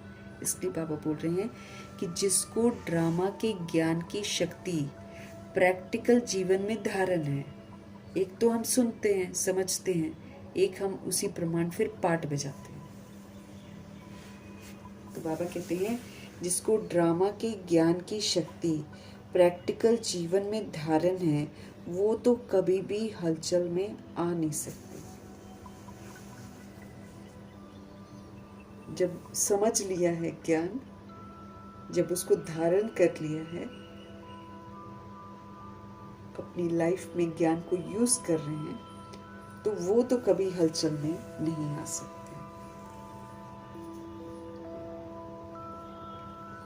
सदा एक रस, सदा अचल, सदा अडोल बनने और बनाने की विशेष शक्ति ये ड्रामा की पॉइंट है।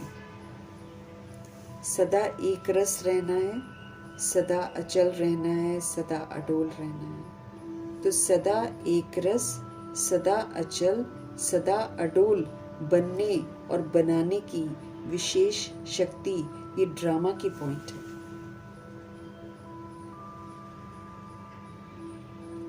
इसे शक्ति के रूप में धारण करने वाले कभी भी हार नहीं खा सकते।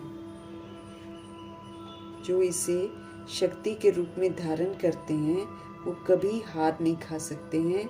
इस कल्याणकारी ड्रामा की हर सीन में कोई न कोई कल्याण तो समाया हुआ है। इस कल्याणकारी ड्रामा की हर सीन में कोई न कोई कल्याण तो समाया ही हुआ है। धैर्यवत बनकर साक्षी होकर देखने का अभ्यास करो तो अचल अडोल रहेंगे। हर बात में कल्याण है ना, बाबा कहते हैं। इसीलिए ड्रामा जो हमको ज्ञान मिलता है ड्रामा का, बाबा कहते हैं वो एक ताकत है। तो ड्रामा के ज्ञान की शक्ति को अगर मैं आत्मा प्रैक्टिकल जीवन में धारण कर लूं, मतलब उस ज्ञान को प्रैक्टिकली यूज करूं, तो फिर हम कभी भी हलचल में नहीं आएंगे। सदा एक रस, एक परमात्मा से सर्व रस लेने हैं। सदा एक रस, सदा अचल, सदा अडोल बनने और बनाने की विशेष शक्ति ये ड्रामा की पॉइंट है। अगर हम ड्रामा को समझ लें, ड्रामा के पॉइंट को समझ लें, तो हम हमेशा एक रस रहेंगे, विचलित नहीं होंगे, अचल रहेंगे, अडोल रहेंगे।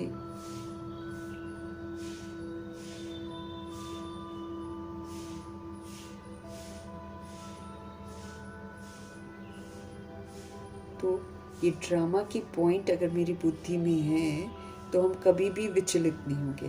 हम हमेशा अचल अडोल एक रस बनेंगे और दूसरों को भी बनाएंगे। ये ताकत आ जाएगी। ये भी एक विशेष शक्ति है, अचल अडोल बनना और फिर दूसरों को भी बनाना।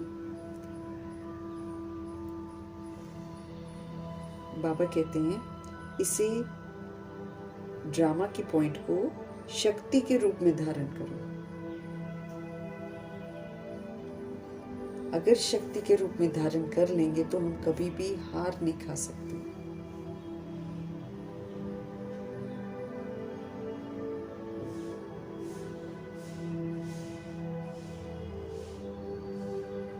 तो इससे शक्ति के रूप में धारण करने वाले वो तो कभी भी हार नहीं खा सकते। इस कल्याणकारी ड्रामा की हर सीन में, बाबा कहते हैं ये कल्याणकारी ड्रामा है, इसके हर सीन में कोई ना कोई तो कल्याण छिपा हुआ ही है। क्या करना है अब? धैर्यवत बन, साक्षी हो, देखने का अभ्यास करो तो सदा अचल अडोल रहेंगे।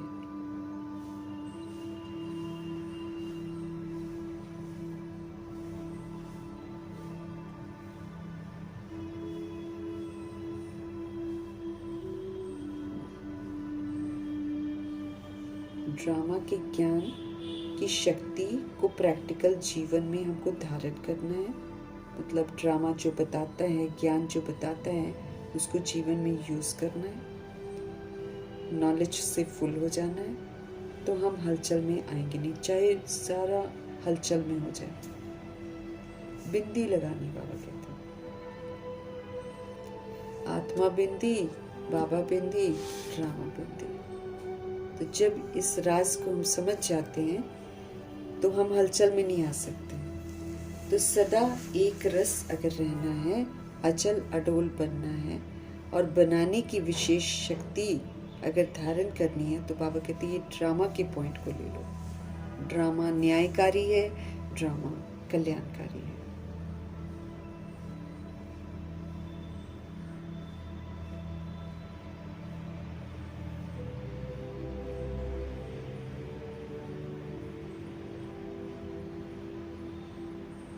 इसे शक्ति के रूप में बाबा कहते धारण करो। जो शक्ति के रूप में धारण करता है ड्रामा की पॉइंट को, वो तो कभी हार खा ही नहीं सकता।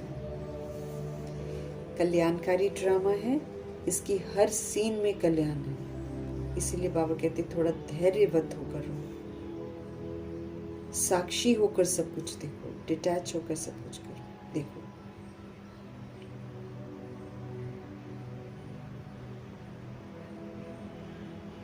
धैर्यवत बनकर साक्षी हो देखने का अभ्यास करो तो अचल अटूट रहेंगे।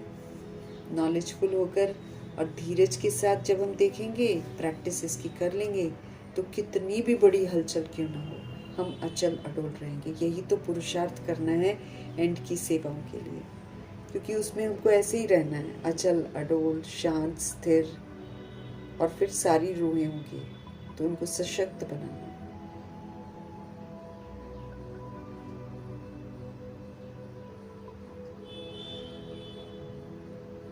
तो मीठे बाबा का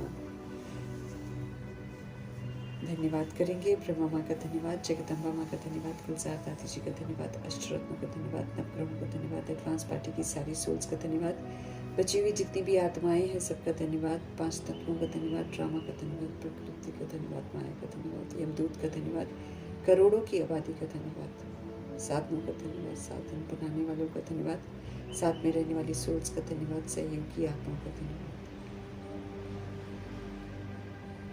पूरी यूनिवर्स का धन्यवाद, सृष्टि की मेहमान नवाजी का तहे दिल से धन्यवाद करेंगे।